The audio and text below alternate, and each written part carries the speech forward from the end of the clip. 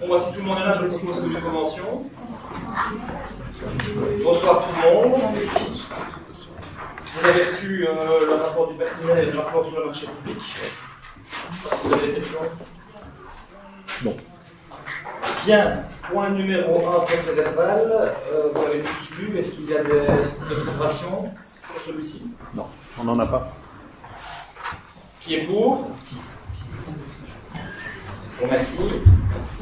Au niveau des fabriques d'église, comme d'habitude, quelques petites corrections. Est-ce qu'il y a des remarques sur... Rien de particulier, non. Alors, pour la réformation de la fabrique d'église de Ouse pour le compte 2024, qui vote pour. Et pour la fabrique d'église de Saint-Romy, qui vote pour. Je vous remercie. Point suivant, c'est une prise d'acte par rapport à la commission locale pour l'énergie, avec le rapport d'activité 2024. Je ne sais pas si vous avez des questions, vous connaissez la situation. Oui, mais c'est quelque chose qui revient chaque année, oui. Donc c'est... Oui. Marie a pu se renseigner. Ok, nous prenons donc acte. Point suivant, c'est la convention de subside de prix entre la régie communale autonome de la commune d'Oupeil et la commune de Beny. Moi, je propose à Serge de développer le point, puisque c'est lui qui avait contact avec la commune d'Oupeil. Serge, tu as la parole. Merci, Monsieur le Président. Donc, étant donné les contacts, les bons contacts avec la commune de Loupeil, on a été contacté par la commune pour la problématique des piscines. Et dans ce cadre-là, il y a une possibilité d'augmenter le subside au niveau infrasport à 80% concernant l'aménagement et la rénovation de la piscine de Hacourt, où il faut savoir que chaque année, 5000 petites têtes benitoises vont se baigner avec un coût qui est à l'heure actuelle de 3 € pour pouvoir entrer à la piscine. Sauf que la commune d'Oupeil va certainement devoir à un moment donné surveiller ses finances et donc on lui demande d'être au plus proche au niveau du prix de la réalité de ce que coûte cette entrée. Et donc dans ce cadre-là, elle nous a proposé de participer avec elle à la convention qu'on vous propose ici pour qu'on puisse à un moment donné aller, et c'est eux qui s'occupent de l'ensemble du dossier, chercher un subside plus important qui permettra de financer une grosse partie des travaux, mais pas la totalité. En compensation, nous aurons à ce moment-là un premier prix qui sera adapté dès qu'on sera au mois de septembre à 4 € au niveau du coût. C'est ce qui sera annoncé ici prochainement. Par contre, quand les travaux seront terminés, le prix de l'entrée à la piscine pour les enfants de la commune de Blény sera le même que ce qu'on réclame au niveau de la commune d'Oupeil.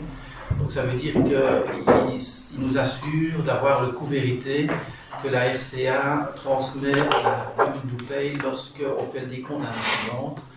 Et donc dans ce cadre-là, le collège et la majorité a décidé de soutenir cette initiative qui est quelque part la certitude d'avoir nos petites têtes blondes qui puissent à un moment donné au jaune continuer à aller avec un créneau horaire tous les lundis comme c'est le cas actuellement. Et donc on a une sécurisation par rapport à la certitude de garder ces plages horaires. Voilà, je ne sais pas si vous avez des questions. Tu viens de parler de 5000 petites têtes blondes. 5000 entrées, pardon. Voilà. Oui. Ouais. 5000 bains sur une année. Oui. Voilà. Oui, sinon ça fait beaucoup. On aura bientôt 5000 sur une législature, mais bon. Oui, non, on a remarqué en effet que ça permettait aussi de bien bloquer les créneaux et d'en profiter. Donc oui, on est pour aussi. Ok, s'il n'y a pas d'autres questions, qui est pour? Je vous remercie. Le point suivant concerne une convention avec l'AIDE. Nous cédons une partie du marché qui concerne les prestations d'études, de direction et de surveillance des travaux pour la région d'Azizen, ce qui se fait de façon tout à fait classique. Je ne sais pas si vous avez des observations ou des questions. On connaît très bien le dossier puisqu'on l'a initié. Donc ici, on comprend que puisque l'AIDE va payer une partie de l'EGO, elle paye une partie des études. Donc, ok. S'il n'y a pas d'autres questions, qui est pour? Je vous remercie. Point suivant concerne Évidemment, toujours la même rue. Ici, on vous propose de lancer alors du coup les opérations en approuvant les plans, le cahier spécial des charges et les métriques qui ont été établies par l'auteur de projet. Est-ce que vous avez des questions ou des remarques? Même chose, hein, donc on connaît le dossier, on intègre donc ici les différentes remarques qui ont été formulées par les services, SPO, etc. C'est le déroulement logique, donc aucun souci, pas d'autres remarques pour nous. S'il n'y a pas d'autres questions, d'autres remarques, je mets le point au vote qui est pour. Je vous remercie. Le point suivant concerne la désaffectation d'une partie du domaine public chemin de Hague. Donc c'est vous connaissez évidemment aussi le dossier. Oui, oui, oui. Il y a une bâtisse qui est sur l'endroit, c'est depuis plus de 30 ans, presque une fois acquisitive, on ne sait plus rien faire. Donc ici on propose de régulariser la situation au niveau du cadastre. Donc voilà, je pense que on avait donné. Comment? Et des propriétaires. Oui, ben on avait donné un accord de principe et ça permet aux propriétaires de faire ces travaux. Donc, on est pour. Alors, qui est pour du coup? Je vous remercie. Le point suivant, les points suivants, ce sont des prises d'actes.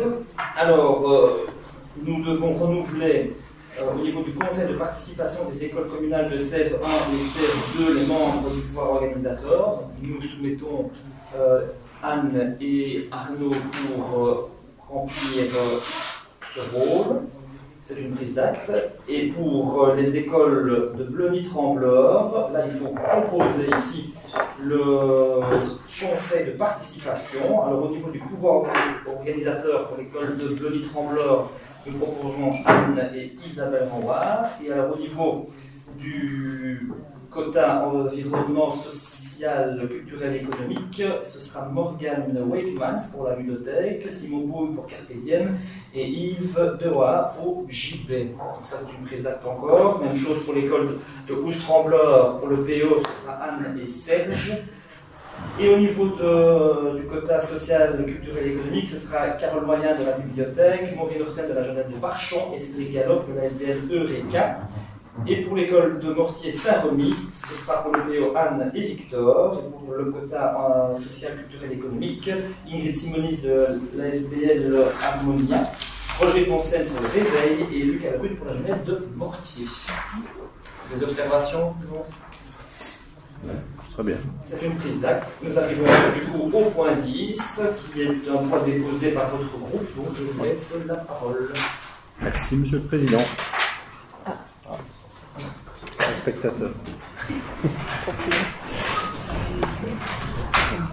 Voilà, donc le groupe PS a déposé un point à l'ordre du jour qui s'intègre dans la problématique de la lutte contre les inondations. Il est dans la foulée des différentes actions que nous avons déjà menées l'année dernière avec les études de l'IDE, le démarrage de l'acquisition et la quasi-finalisation, puisque vous avez pu le finaliser ici en début d'année, de l'acquisition du terrain du Mousset.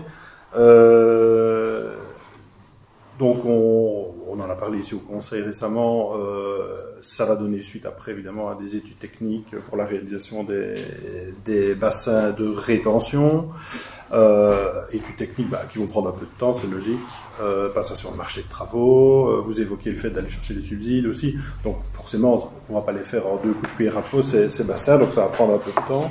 Donc nous proposons ici une mesure qui pourrait aider les citoyens rapidement. Et c'est une mesure qui propose donc une aide financière aux citoyens touchés par les inondations, donc qui habitent en zone d'aléa d'inondation, pour les aider à l'installation de moyens individuels de lutte contre les inondations, et plus spécifiquement ce qu'on appelle les bâtards-d'eau, plus communément donc des barrières anti-inondation étanches qu'on peut placer devant sa porte, son soupirail, son entrée de garage. Et donc, sur le principe, la proposition que nous faisons, ce serait une intervention communale à hauteur de 60% du coût de l'investissement, avec un plafond de 1 000 € par habitation et de 3 000 € par propriétaire, en cas de propriétaire qui aurait plusieurs habitations. Nous proposons aussi, si on met ça en place maintenant, que ça puisse quand même bénéficier à ceux qui en ont placé, je dis bien par le passé, Donc on propose que ça ait un effet rétroactif à partir de début 2018, qui était l'année du premier coup d'eau qu'on a eu, donc en 18, en 21 et en 24. Donc ça c'est alors le texte que nous proposons reprend donc, comme proposition de décision de prendre l'orientation de créer cette aide financière, de prendre aussi l'orientation de faire l'inscription budgétaire nécessaire pour financer cette mesure lors de la prochaine modification budgétaire. Et alors, nous avons aussi établi dans cette proposition une série de modalités pratiques pour la mise en œuvre de l'aide, donc qui, évidemment, en cas de décision favorable, devraient être prises dans un règlement donné du forme qui devrait repasser ici au Conseil. Ici, ce sont les modalités d'orientation, les grandes lignes, si je peux les résumer comme ça. Donc, comment on introduit sa demande, des propositions de délai pour y répondre. Et nous avons alors aussi une proposition d'inscription budgétaire avec une première inscription. On propose de partir sur une inscription budgétaire sur base année civile, ce qui permet évidemment de la réajuster, notamment aux modifications budgétaires et au budget de chaque année. Donc on a proposé une inscription de 35 000 € pour l'année 2025. Je pense que j'ai donné l'essentiel. En tout cas, c'est quelque chose qui pourrait être opérationnel une fois que le budget serait revenu approuvé de la tutelle. La modification budgétaire serait revenue approuvée de la tutelle. Alors, on est évidemment sur une mesure de protection individuelle. On est évidemment très conscient du travail qui est fait par les services communaux. On a pu les voir d'année en année. Ils sont éminemment dévoués et efficaces dans la lutte contre les inondations. Le but n'est pas de s'y substituer, mais d'apporter une aide supplémentaire et donc de permettre aux citoyens de pouvoir prendre ces mesures individuelles le temps qu'il y ait une mesure collective, puisqu'il faut bien aussi, on a bien compris aussi que si on mettait en place les mesures générales que sont les retenues, la séparation des égouts sous le mousset, l'étanchéification d'une partie du mousset, qui sont les 3 prescriptions techniques de l'étude AIDE qu'on avait fait réaliser, il y a aussi dans cette étude AIDE la recommandation d'avoir des mesures mises en œuvre en amont sur les cours d'eau. Vous l'aviez rappelé au dernier conseil ou à l'avant-dernier, je ne sais plus. D'autres communes doivent prendre des mesures, donc il faudra que toutes ces mesures soient prises, y compris dans les autres communes, pour avoir 100% de l'efficacité du dispositif. Bon, voilà, on ne connaît pas les caprices de Mère Nature et des coups d'eau, on n'est pas à l'abri. Donc voilà, c'est une proposition de mettre rapidement une mesure d'aide financière pour faire un peu la promotion de ces éléments individuels de protection et que la commune puisse aider le citoyen à les mettre en place. Voilà, je pense avoir résumé notre proposition. Merci pour ces explications. Alors oui, effectivement, c'est une proposition qui est tout à fait intéressante. Donc on l'a étudiée avec évidemment l'attention qu'elle mérite, puisque vous le savez, on est très attaché à cette problématique des inondations et en tout cas à essayer de trouver des solutions adaptées. Moi, j'ai quand même quelques petites questions pour un peu comprendre. Il y a quelque chose, moi, qui m'échappe quand même. Donc, en fait, pour parler franchement, vous savez bien qu'on a de très bons contacts avec la commune de Dahlem. Et donc, j'ai beaucoup discuté, moi, à l'époque des inondations, avec l'équipe de Dahlem. Donc, c'est une proposition que je connaissais. Donc, fatalement, voilà, ça fait écho. Donc, je me suis renseigné, j'ai constaté que c'était en fait un copier-coller de la proposition de Dahlem. Sauf que Dahlem l'a mis en place en 2022, après les inondations de 2021. Ici, on est en 2024, il y a eu encore une inondation en 2025, pardon. Encore une inondation en 2024. Donc, moi, la question, c'est pourquoi est-ce que vous ne l'avez pas fait du temps où vous étiez en majorité, puisque c'est vous qui avez la main mise sur ces éléments-là à l'époque. Pourquoi venir maintenant? La question ici, c'est de savoir si c'est une bonne idée de le faire et de le proposer. Ça n'a rien changé de savoir pourquoi on ne l'a pas fait. Si, parce que si, ça va changer grand-chose, parce que je commence à vous connaître et à vous pratiquer. J'anticipe déjà la communication que vous allez faire sur la position de la majorité, quelle qu'elle soit. Donc, moi, ce qui m'intéresse, c'est savoir pourquoi vous ne l'avez pas mis avant en place. Je crois que nous ne sommes pas les derniers à faire des communications, clin d'œil. Donc, pourquoi ça n'a pas été mis avant? Surtout parce qu'on a maintenant, on a depuis l'année dernière les résultats de l'étude technique qui a été commandée, et maintenant on se rend compte des mesures à prendre, de l'ampleur des mesures, de ce qu'elles vont coûter, et on peut maintenant jauger qu'en effet ça ne va pas venir tout de suite, et nous proposons cette mesure, qui pour nous est très bonne, mais je crois que ce n'est pas la question qui est là aujourd'hui. Il y a une proposition de la mettre en place cette année, on est pour, on est contre. D'accord, j'ai une question. Mais les conclusions des études, c'est en 2022 aussi, avec les conclusions de l'étude AIDE, c'est pas une dernière qu'elles sont arrivées à toute précision. Moi, j'avais également une autre question. Pourquoi les limiter uniquement au bâtard d'eau? Parce que il y a d'autres risques d'inondation. On sait, ça peut venir par la terre, par les soupiraux, par en dessous. Il y a certains citoyens qui sont contraints d'investir des ponts vides cave. Donc pourquoi les limiter uniquement au bâtard d'eau et pas étendre ce dispositif-là aux ponts vides cave? C'est une proposition de départ, mais on n'est pas fermé à l'étendre à d'autres dispositifs techniques. Oui, oui, bien sûr. D'accord. Autre question. Avec quels moyens financiers? Parce que vous tablez sur 35 000 € par an. Oui. À concurrence de 1 000 € maximum par logement, ça fait 35 personnes à aider par an. 35 maisons. Oui, maisons. On s'est renseigné, nos services se sont renseignés par rapport aux potentielles personnes qui pouvaient être impactées par les inondations. Donc, on a eu différents chiffres. Les premiers chiffres étaient un peu élevés, Oui. ça a été revu à la baisse. Donc les derniers chiffres étaient 259 habitations potentiellement en zone d'aléa d'inondation. Donc si je calcule 259 logements fois 1 000 €, ça fait 259 000 € sur le long terme. Avec quels moyens? Vous connaissez les finances qui ne sont pas bonnes. Avec quels moyens? Oui, mais toutes les maisons en aléa d'inondation ne vont pas nécessairement en placer. Et puis les moyens, on parle ici d'une mesure étalée déjà à minima sur 3 années. Et donc il faut aller chercher il faut faire les inscriptions budgétaires nécessaires. Donc vous avez déjà annoncé, oui voilà, c'est un choix politique. Et puis il est déjà annoncé et nous en étions convaincus que le boni ne sera pas mauvais. Donc voilà, c'est un choix politique à faire et nous proposons de faire ce choix. Et alors j'ai une dernière question, puis je laisse la parole à d'autres si on ne peut pas monopoliser la parole. Vous remontez au 1er janvier 2018.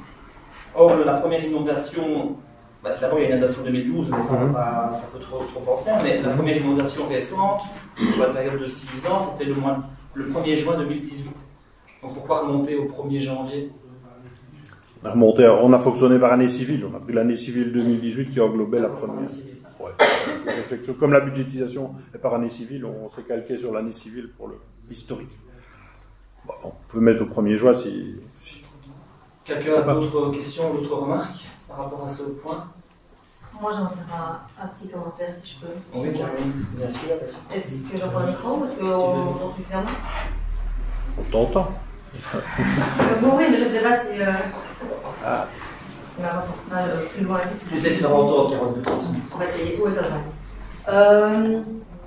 Donc, effectivement, c'est chouette de voir enfin un projet qui anime tout le monde.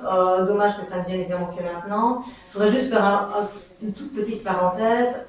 Les dernières inondations avaient lieu le 17 mai. On a eu un conseil communal le 30 mai.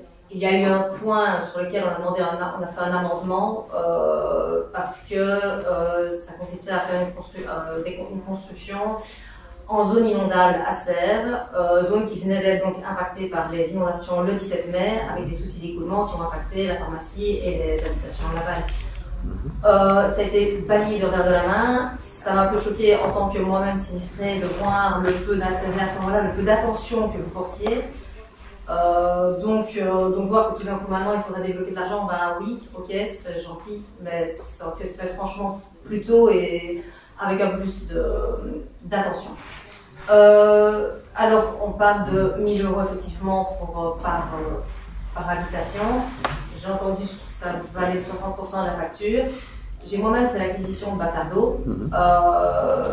J'avoue que j'en arrive à 10 500 € pour 5 panneaux.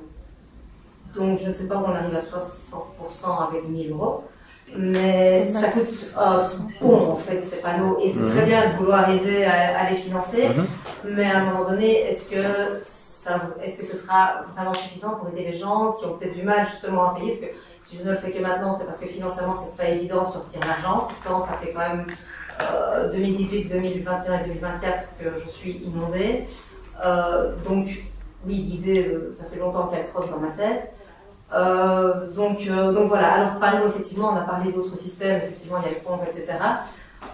Parce qu'un seul système ne suffit pas. Et d'ailleurs, le système de panneaux, c'est une solution donc, individuelle, personnelle, pour les personnes, pour les particuliers. Si on ne règle pas effectivement le problème de manière générale au niveau des cours d'eau, effectivement, ça ne va pas solutionner grand-chose. On sait qu'au niveau de la tutelle, province, à l'IDE, etc., des choses sont mises en place, que ça va prendre un temps incroyable et que ça va demander des coûts assez exceptionnels. La commune doit donc faire quelque chose, déjà en attendant au moins l'avancée du projet de la tutelle, mais aussi pour aider à pallier au problème, de toute façon, quoi qu'il en soit. Mais pour ça, je pense que ce qui serait plus judicieux, c'est de faire un travail collectif où on aide vraiment toute une rue à dévier l'eau. Il y a d'autres systèmes, il y a beaucoup de systèmes qui existent. D'ailleurs, la preuve, il existe un salon consacré aux innovations, donc il y a réellement des possibilités assez impressionnantes. Tant que la créativité fonctionne, on peut trouver plein d'idées en fait, pour éviter que l'eau impacte les maisons. Et donc, je trouverais plus logique de trouver une solution plus collective et de pouvoir le mettre en place le plus rapidement possible. Là-dessus, on est totalement d'accord, mais de pouvoir privilégier l'ensemble des citoyens et pas seulement faire du cas par cas. Parce que ça ressemble plus à du favoritisme qu'autre chose. Il y aura des gens qui ne seront pas contents. On va les regarder, on va dire, bah voilà, toi, essayer l'année prochaine, on avait plus assez de budget pour toi. Bah, voilà, c'est un peu délicat. Ici, essayer plutôt de dire, bah non, on va essayer de diriger l'eau un peu mieux et de leur pouvoir l'amener dans des zones qui n'impactent pas les maisons. Ce serait peut-être un peu plus judicieux, c'est mon avis. Et je pense que ça reste dans les valeurs de Vélo Plus, en tout cas, de travailler sur un vivre ensemble. Merci. Merci, Carole. Pas de réaction, on continue. Je ne vois pas où il y a du favoritisme. Hein. Donc la mesure est ouverte à tous les citoyens, donc je ne qualifierais pas ça de favoritisme. À ceux qui veulent bien investir dans des bâtards d'eau. À ceux qui peuvent investir dans des... Oui, bien sûr. Pas. Et donc c'est bien l'idée de proposer un incitant pour faire la publicité de ces mesures et d'inciter. Oui, l'idée n'est pas de prendre totalement en charge. Et il faut bien fixer une fourchette de prise en charge. On propose 60% de la valeur et on met un plafond de 1 000 €. On peut ajuster ces éléments-là, hein, on peut en discuter. J'entends quand même qu'il y a une espèce d'adhésion collective du Conseil à l'idée de faire quelque chose. Donc on s'en réjouit, évidemment.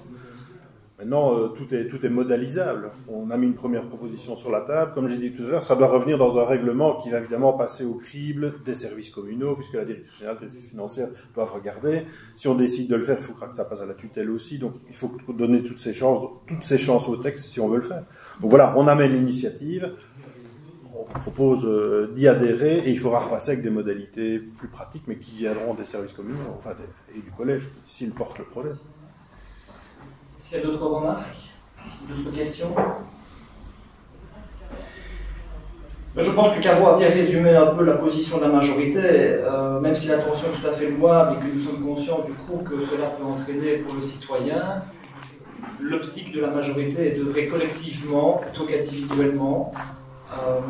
Nous sommes conscients des difficultés parce que nous côtoyons et nous écoutons et nous recevons évidemment les doléances des citoyens sinistrés. Donc on comprend parfois les difficultés que ça peut être. Maintenant, comme on l'a expliqué, comme on l'a indiqué, nous sommes dans une ère maintenant de rigueur budgétaire et l'argent, on ne sait pas le mettre d'un côté et de l'autre. Il faut faire des choix. Oui, on parlait de choix politiques tout à l'heure, c'est des choix politiques, mais je rappelle quand même que l'étude pour l'AIDE sur le Golan, c'est 168 236 €. L'étude d'obtention d'un permis pour construire les bassins de rétention, c'est 240 000 €. Les achats de terrain, plus ou moins, on l'avait estimé à 500 000, mais je pense que c'est un montant qui va être revu à la hausse. La construction des bassins, les montants qui étaient annoncés par l'AIDE dans le rapport, il faudra voir le coût évidemment des matériaux, s'ils n'ont pas augmenté, c'était 1 400 000 €. Donc rien qu'avec ces chiffres-là, j'arrive à un montant de 2 308 236 €. Donc on doit évidemment faire des choix, il y a une rigueur qui est là, on n'entend pas dépenser de l'argent qu'on n'a pas, hein, ça c'est plus la philosophie ici.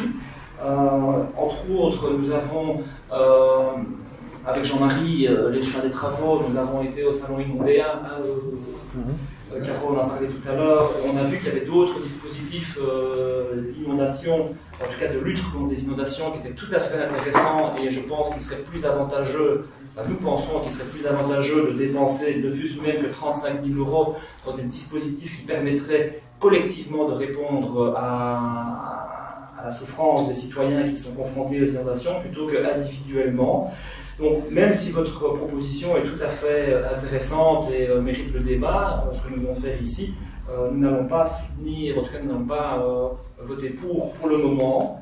Je ne dis pas que nous ne reverrons pas notre position dans le futur, mais en tout cas à l'heure actuelle, d'autant plus que nous n'avons pas encore les résultats du compte, donc on ne sait pas non plus dans quelle orientation on va s'orienter pour la modification budgétaire. On attend évidemment les chiffres qui vont arriver incessamment sous peu. Donc nous estimons qu'en l'état actuel, nous n'allons pas soutenir ce point pour œuvrer plutôt collectivement qu'individuellement. Voilà. Je vais donc mettre le point au vote, qui est pour la proposition du groupe PS, qui est contre. Je vous remercie. Ceci clôture donc les points à l'ordre du jour de la séance publique, mais avant que je la lève, je vais vous laisser la parole pour les questions d'actualité, si vous en avez. Oui, quelques questions. Oui, pas des masses. Xavier, tu commences? Je ne sais pas si tu dois prendre le micro, si m'envoie ça. Ah oui. C'est vrai que je n'ai pas allumé. Ah, c'est vrai. Ne regarde qui pas. Un, deux. Ah oui. Ça, je prendrai le micro. Quel organe? Oui, donc voilà, j'ai une question que je vais peut-être poser en deux temps, et bon, qui répondra en fonction des compétences et finales. C'est au sujet de l'installation de Corten Beach dans le zoning industriel. D'un point de vue d'une part, bon, premièrement, dans l'ordre économique, je pense que dans la ville de Herve, Corten Beach, anciennement en refuge sur la ville de Herve, a fait grand bruit là-bas, pas uniquement au niveau sonore, mais au niveau des plates, des commerces de proximité, notamment les cafés, etc., qui avaient un énorme manque à gagner. Donc ici, on aurait souhaité savoir qu'est-ce qui avait poussé en fait à accepter donc l'installation dans qui est évidemment privé. Une fois, ça n'a rien contre le propriétaire ni contre la personne, l'organisateur en fait. Dans une activité qui est déjà bien fournie en tout cas en matière horeca, restauration, café, etc. Savoir éventuellement si des contacts avaient été pris aussi avec le bourgmestre de la ville de Herve pour savoir quel était son ressenti par rapport à ça, parce que je pense qu'ils sont assez contents de voir partir ce concept éphémère qui a quand même duré 4 mois là-bas, même si on sait ici qu'apparemment c'est pour 2 mois que ça prendra fin juste avant la fête à Barchon. Et aussi, quelles sont les, donc deuxième question, quelles sont les contraintes qui ont été imposées, les conditions au niveau, heure de fermeture, au niveau sonore, etc. pour les riverains? C'est toute la question? Elle est déjà assez longue. Non, mais je vais sur 2 temps. Non, sur 2 temps. Mais d'abord, la première, qu'est-ce qui a poussé donc, à accepter en fait, l'installation du Corten Beach dans le zoning? Et dans un second temps, quelles sont les contraintes? Je vais plutôt répondre puisque ça relève de ma compétence. C'est un sujet qui a effectivement animé certains débats sur les réseaux sociaux, je l'ai vu. Donc je suis conscient de la problématique, entre guillemets. Alors, pourquoi devrais-je interdire un événement privé sur un lieu privé, même s'il est accessible au public? C'est ce qui a animé la réflexion. Il y a eu une réunion de sécurité où l'organisateur est venu s'expliquer. La police était présente, les pompiers étaient présents. Chacun a donné son point de vue et l'organisateur est venu avec un certain nombre de points qui répondaient aux inquiétudes des uns et des autres. Et donc à partir du moment où ces inquiétudes étaient rencontrées, la police a donné un avis favorable et les pompiers ont donné un avis favorable, conditionnel, sur le respect de la capacité, parce qu'ils annonçaient 150 personnes au sein du chapiteau, donc ils doivent respecter cette capacité de 150 personnes, et évidemment avec l'interdiction d'utiliser le gaz au sein du chapiteau, puisque au début je pense que ça avait été question de faire une cuisine au gaz. Donc nonobstant ces deux éléments, les avis étaient positifs. Donc à partir du moment où la police marque son feu vert et où les pompiers marquent son feu vert, qui suis-je, moi, pour pouvoir refuser un événement privé sur un lieu privé, même s'il est ouvert au public? Alors, oui, j'ai eu des contacts avec le bourgmestre de Herve. Il m'a téléphoné pour m'expliquer son point de vue. J'en ai également discuté avec mes collègues de la zone Basse-Meuse, parce qu'ils ont eu précédemment un événement qui s'appelle le Canal, je pense, à la cour. Donc la police de Basse-Meuse connaissait bien les organisateurs. Et donc nous avons essayé de cadrer, donc plutôt que d'interdire l'événement, parce que c'est quand même la liberté de tout individu de pouvoir organiser un événement, nous avons essayé de le cadrer plutôt avec des conditions. Donc la première condition, c'est venu naturellement de l'organisateur, donc je n'ai fait que reprendre le fruit des discussions. Il se proposait d'interdire l'accès aux personnes en dessous de 21 ans, pour ne pas avoir un public jeune, comme c'était le cas au refuge, où il y avait même des mineurs qui venaient. Donc c'est une condition. La deuxième condition, c'est l'interdiction de vente de bouteilles d'alcool de plus de 20 degrés. Puisque ça aussi, ça posait difficulté, puisqu'ils vendaient des bouteilles d'alcool avec des étincelles et tout le monde la buvait, et puis on était dans un état tel que l'alcool faisant, ça dégénère en bagarre. Ce ne sera plus le cas ici. Et évidemment, le respect de la loi sur l'ivresse, parce que s'ils continuent de servir des boissons à personnes alcoolisées, ils se mettent évidemment en infraction. Interdiction évidemment d'utiliser le gaz. Respect évidemment de la capacité de 150 personnes, pas une de plus. Mais ça, ils ont indiqué qu'ils allaient faire des pré-enregistrements en ligne pour pouvoir s'assurer de la capacité. Les décibels seront limités à 95 décibels. 90 décibels, pardon, 90 décibels. Et là aussi, c'est engagé à mettre des limitateurs sur les amplis pour éviter toute complication. Donc il est venu naturellement avec ces conditions que je n'ai fait que formaliser, mais je pense que j'ai été très clair avec lui en disant que je prenais un arrêté pour m'assurer du respect des règles. Si je suis informé d'un débordement ou d'un manquement aux règles, je ferai un avertissement préalable, mise en demeure, et au deuxième débordement qu'on annoncera, ce sera un arrêté de fermeture. Donc la balle est dans leur camp pour que l'événement se passe le mieux possible.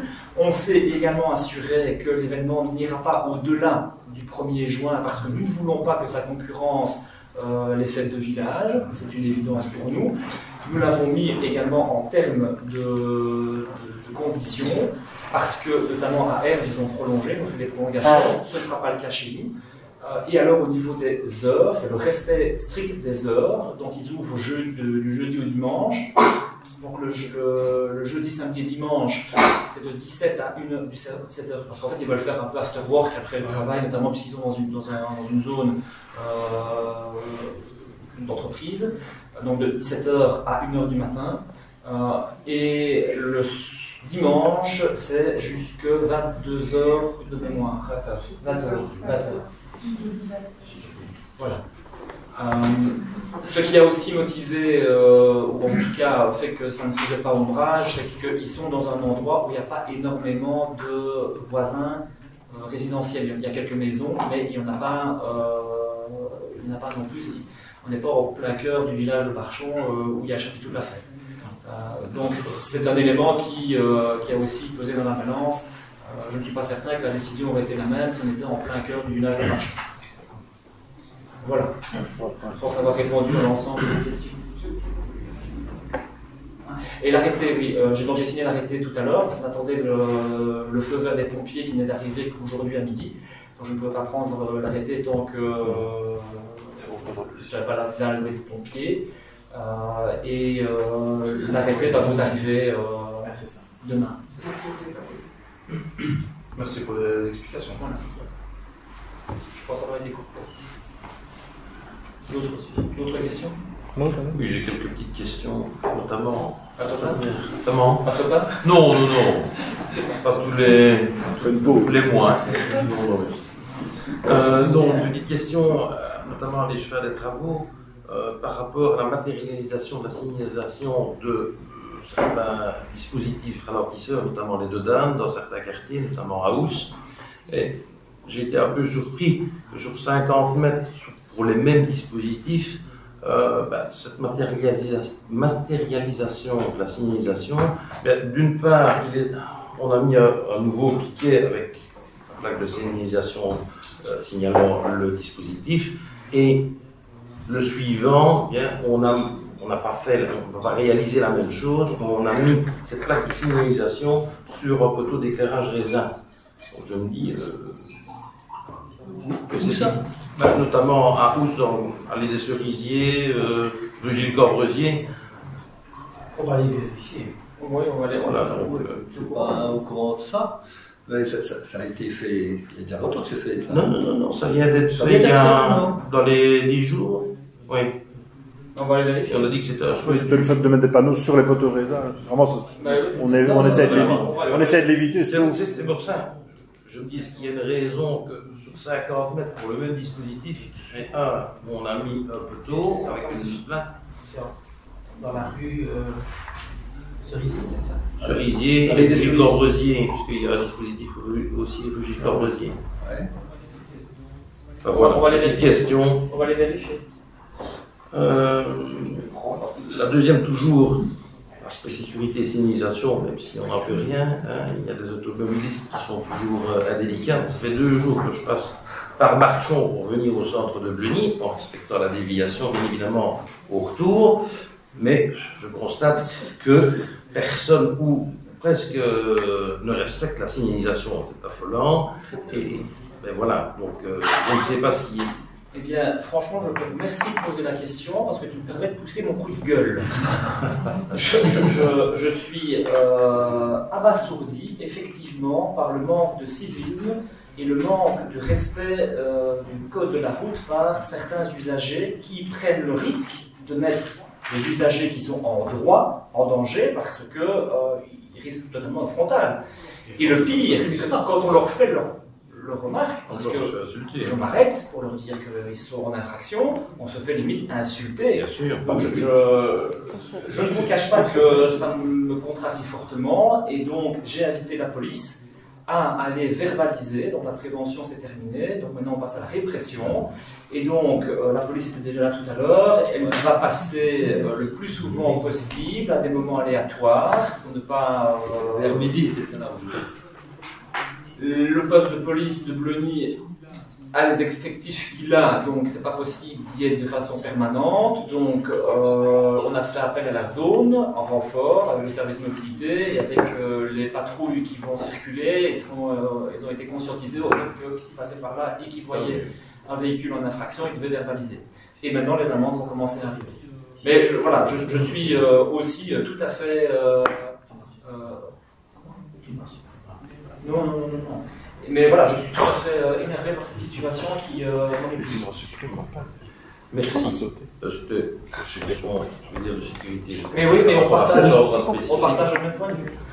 Alors, le petit dernier point concerne, je vais dire, la rue du Funérarium à Serres, rue Champillot, on va la citer, où derrière, juste à côté, quand on monte cette rue, juste après le Funérarium, il y avait eu une plantation de cannabis qui avait été découverte, si vous vous souvenez, dans un des bâtiments. Je constate, en passant assez régulièrement, que le terrain entre le Funérarium et ces bâtiments, il y a des caravanes qui commencent à s'installer. Je crois qu'elles sont au nombre de 3 pour le moment dans le terrain, mais il y a des allées et venues, il y a des camionnettes qui se stationnent en dehors des endroits justement prévus pour le stationnement. Constater qu'il y avait des câbles électriques, que ce soit parfois au sol ou aériens, qui sont connectés je ne sais où, mais qui traversent la chaussée. Donc voilà, faudrait peut-être attirer l'attention au niveau du bourgmestre sur Je connaissais pas ce la point situation. sensible, puisque il y a une recrudescence généralisée. Hein, Je ne connaissais pas la situation, Mais- puisqu'au cœur des Vins ne s'en est manifesté auprès de moi, donc Voilà. je vais aller voir, enfin on va se renseigner, on va aller voir. Et s'il y a une infraction, ben, on fera ce qu'il faut. Merci pour votre attention. C'est tout pour nous. C'est tout? Oui. Pas d'autres questions? Alors dans ce cas-là, ben, je vais clôturer la séance publique en remerciant le public nombreux d'être venu nous voir, en espérant que ces débats citoyens vous plaisent. Ça fait 2 kilos de